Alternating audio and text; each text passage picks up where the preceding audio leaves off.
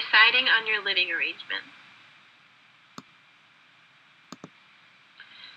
When you first move out of your parents' house, you have a few questions that you need to ask yourself before doing so.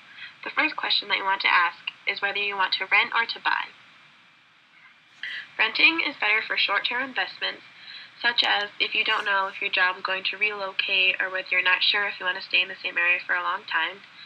Renting a house, they're not responsible for maintenance or general repairs, so if something happens, you have to replace it yourself, and it's your full responsibility. There's lower utility costs. There's ability to negotiate payments, which is better for you in the long run. There's a better option if your income is not stable. Buying a house is a long-term investment and something you want to really only consider if you're wanting to stay in the same house for a long time. There's a possibility for tax deductions. There's properties typically appreciate in value, and there's freedom to make decisions with your property and do as you please with it.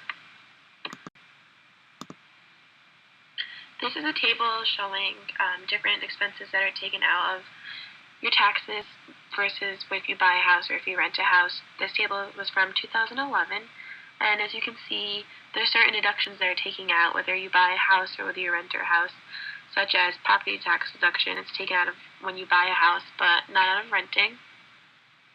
And on the bottom column, you can see the home buyer first year tax savings, and renting, you save $400 versus buying, you don't save any, which is more or less a better choice in the situation.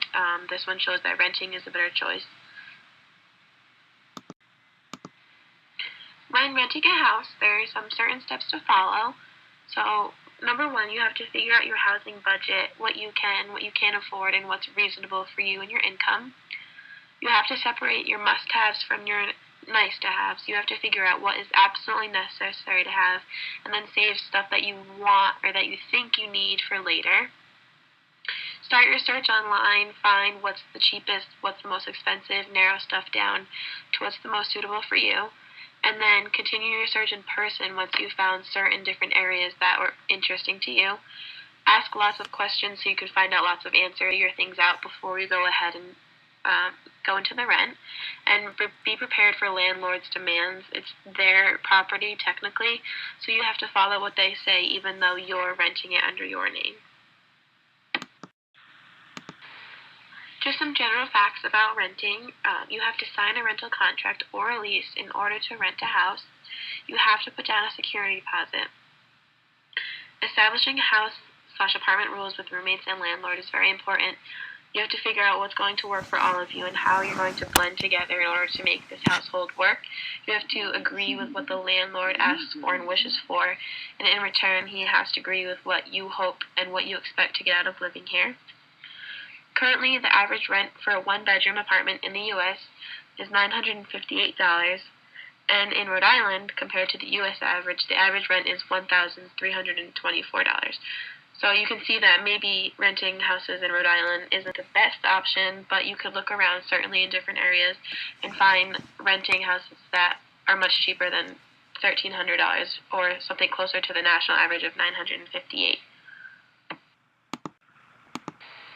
Aside from renting, there's also another option when choosing your living arrangement. You can choose to buy. You can either choose to buy a condo or you can choose to buy a house.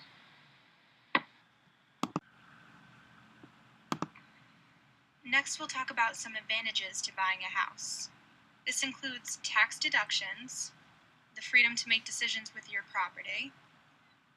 It gives you the chance to build equity. It allows you to have extra space indoors and outdoors. And you can make your own maintenance choices, whether you want to do the work yourself or hire a professional of your choice. And it allows you to settle into a community. So it's good for starting a family, and it's typically involves a suburban setting, which allows for more privacy. Although there are many advantages to buying a house, there's also some disadvantages. This includes paying for your own maintenance, which usually requires you to purchase extra tools and supplies. You have to pay property taxes, and typically you have higher utility bills. There's also the possibility that your home will lose value, and your house can be an illiquid asset, which means that If you would need to sell your house because of a job relocation, you might not be able to sell it as quickly or for as much money as you'd like. Next, we'll discuss the steps to follow when buying a house. The first step is to determine if you are ready. Next, you should shop for a loan. Afterwards, discuss mortgage, loan types, and payment options. The fourth step is to determine how much you can afford. Next, find a good realtor. Then conduct a home inspection. And the seventh step is escrow, which is basically what happens when the buyer and seller sign a purchase agreement and the buyer puts down a deposit on the house. This is something that protects both parties and makes sure that all the conditions are met. And the eighth step is to move into your new home.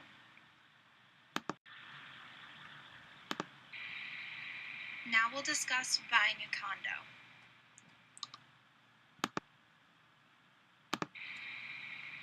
Some of the advantages to buying a condo include the fact that it is low maintenance, it can be less stressful, which is better for someone with a hectic lifestyle.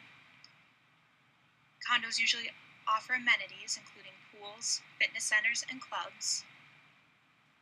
And condos are typically connected to urban living, which means that they're walking distance to shops, restaurants, and other points of interest. There are also some disadvantages to buying a condo, which include the association fees that are added onto your monthly mortgage payments.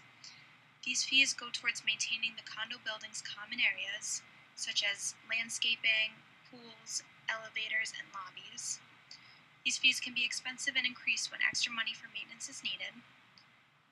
And as a condo owner, you also must abide by the homeowner's rules and restrictions.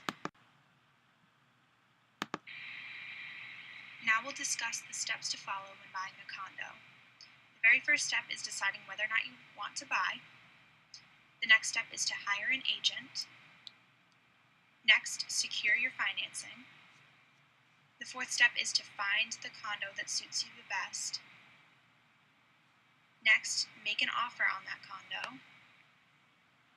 The sixth step is to perform due diligence. Next, you will close. And then further on, protect the investment. After learning about the pros and cons involved with buying a house and buying a condo, we can now compare the costs. In Massachusetts, the average price for a single-family home is currently $407,232. For a condo, the average price in Massachusetts is currently $408,834. As you can see, this is not a huge difference, so it all comes down to your preference and what works best for you.